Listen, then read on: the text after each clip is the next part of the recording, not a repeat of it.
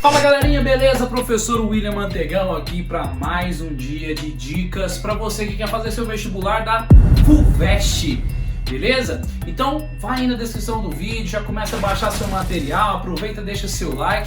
Se você não assistiu os vídeos anteriores, corre aí, faça a mesma coisa, né? Vai lá na descrição dos vídeos, baixa o material, estuda muito, porque esse ano vai ser o seu último vestibular, beleza? Então agora deixa a enrolação, toca a vinheta.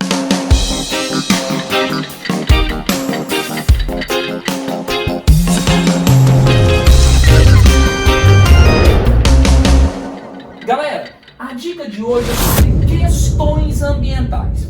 Olha só, moçada, questões ambientais é um tema relevante e recorrente nos principais vestibulares do país, inclusive o Enem.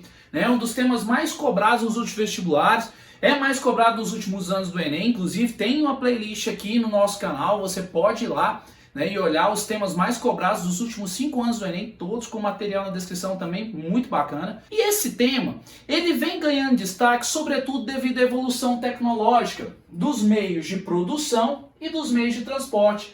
Então nós percebemos na geopolítica mundial, né, nas aulas de geografia a gente trabalha sobre geopolítica ambiental, né? Porque quando a gente fala de geopolítica é o quê? É uma área das ciências políticas que vai estudar a relação entre os Estados e nações. Professor, mas espera aí, questão ambiental é uma relação? Existe relação entre os Estados e nações? Sim, porque nós compartilhamos os espaços, né? Nós compartilhamos os oceanos, nós compartilhamos o clima, nós compartilhamos os recursos, então é necessário se pensar isso. Quando começa a se pensar isso, mais rígido um pouco e até dentro da política? A partir da criação da ONU, sobretudo com a criação da Comissão de Meio Ambiente da ONU, em 1985, onde começa a se discutir a questão ambiental ao nível global, e aí vem as conferências ambientais, conferências do clima, que vai ser algo muito importante para se pensar meio ambiente a nível global. É muito importante a gente entender que o crescimento populacional é um fator que tem que ser levado em consideração. Por quê? Quanto maior a população, maiores são as pressões sobre os recursos naturais, recursos hídricos, pedológicos, geológicos, né? Existe uma pressão maior. Nós não temos que colocar a culpa só na população, né? Igual os econeomalthusianos defendem, né? Tem que reduzir a população para uma questão ambiental. Porque, na verdade, nós percebemos que, às vezes, uma empresa polui muito mais do que uma população.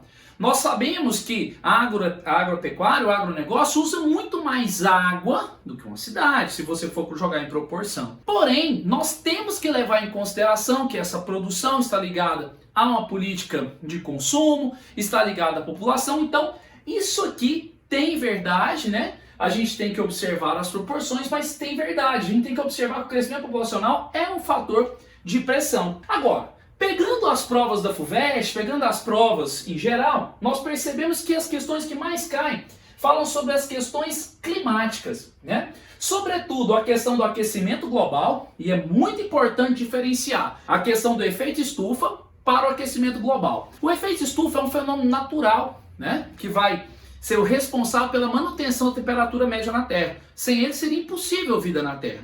Porém, quando eu intensifico esse processo de efeito estufa, eu crio um superaquecimento. E quando a gente fala de aquecimento global, é porque nós percebemos que, principalmente a partir da Revolução Industrial, o uso de combustíveis fósseis, meios de transportes em larga escala, nós percebemos uma alteração, uma ampliação da temperatura média da Terra em nível global. Ilhas de calor são fenômenos tipicamente urbanos, né? São a elevação de calor, sobretudo nas cidades, e aí nós temos chuva ácidas e as inversões térmicas que estão relacionadas a essa poluição. A chuva ácida é interessante pensar também que é um fenômeno natural, porém, com a poluição, com o nível de poluição elevado, você intensifica, né, essa acidez da chuva. Uma outra coisa muito importante nas provas é a questão da poluição. Quando nós pensamos em poluição, nós estamos falando de quê? De desequilíbrio, né? E falar de desequilíbrio, nós vamos falar aqui dos desequilíbrios da poluição atmosférica,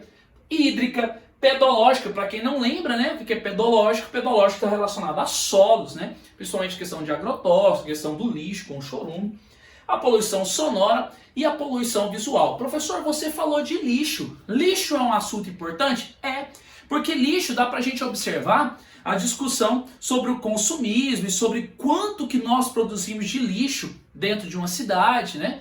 E como que esse lixo pode ser tratado, aquela relação entre aterro e lixão. O aterro é quando você faz o tratamento do lixo, o lixão é apenas o armazenamento desse material. Bom, um outro tipo de questão muito cobrada na FAST, né, é a questão geomorfológica e está relacionada a esses dois fatores, né, o desmatamento, quando eu tiro essa cobertura vegetal, e os deslizamentos de terra, que são os deslocamentos desses materiais devido à ação da chuva, da temperatura ali. A chuva, quando bate no solo, a gente chama de efeito splash, né? Então, em áreas de encostas, são mais propícios a acontecer isso. É até interessante, nós percebemos nos períodos de chuva, as matérias nos jornais da região sudeste, é muito comum no litoral brasileiro como um todo, a questão do desmatamento. E para fechar, um assunto que sempre aparece nas provas quando se fala de questão ambiental, é a questão do desenvolvimento sustentável, né? É você proporcionar um desenvolvimento econômico, mas se preocupando com o futuro, né, do mundo, do planeta. Existem críticas sobre essa questão, né? A palavra desenvolvimento remete ao capitalismo e elas são pertinentes, mas aqui é interessante a gente focar na prova, que é o seu objetivo. E aqui nós temos a política dos 5 R's. Por muito tempo a gente sempre trabalhou 3, né? Então, reduzir, reciclar, reutilizar.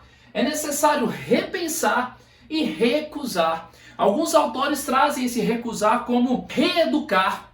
Esse recusar é recusar velhas políticas, recusar velhas posturas, e nós precisamos recusar esses maus hábitos para que nós possamos ter um planeta cada dia melhor. Beleza? Espero que eu tenha ajudado vocês, espero que vocês baixem o material aqui. Se gostou, deixa o like nesse vídeo, divulga pra galera. E até a próxima com mais dicas para que esse ano seja o seu último vestibular. Forte abraço, valeu!